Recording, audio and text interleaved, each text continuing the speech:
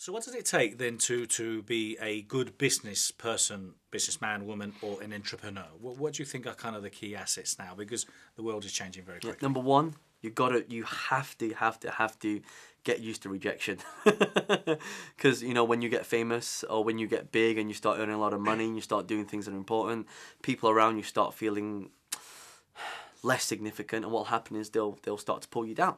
Right, I call these red lighters. So people who are red lighters are people that stop you from doing things, and we want to not stay away from red lighters, but just be cautious of who we're hanging around. So one joke I have is you list down all the people that you hang around, and you put red, green, red, green, red, green. Who's a red lighter? Who's a green lighter?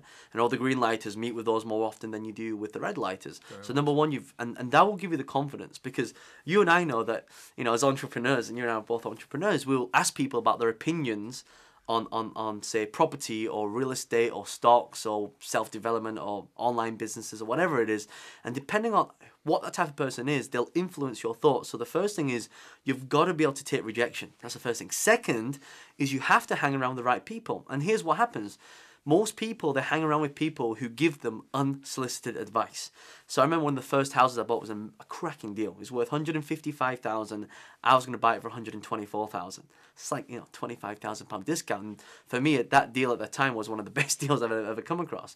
And I went to my friend and I told him about it. And my friend said, well, there must be something wrong with the house, right? Or it sounds too good to be true.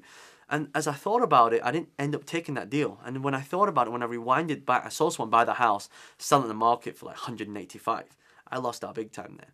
And one thing I learned was this, that getting advice from people who know nothing about what you want to do is crucial. That is the biggest lesson I learned. So number two is you got to hang around the right people. You got to be around. Number three, you got to get a mentor. And I know you work with some really, really big clients, and they'll say the same thing. You got to get mentors to help you avoid those mistakes.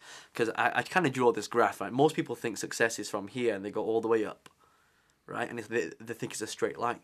But what happens is you kind of go and you go like this, and then you get that success, right? So trying to avoid that stuff of going around in circles and taking the long shortcut, as I say.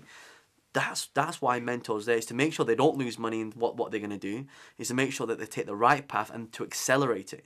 I mean, it's taken me years to get to where I've got to now. If I had someone at the time, and I know I had a mentor, but I wish I would have got more mentors to teach me different aspects and areas of my life. So you definitely need to get mentors. If you ask me the top three, those are the top three. Those are very good for top three. Yeah, thank you.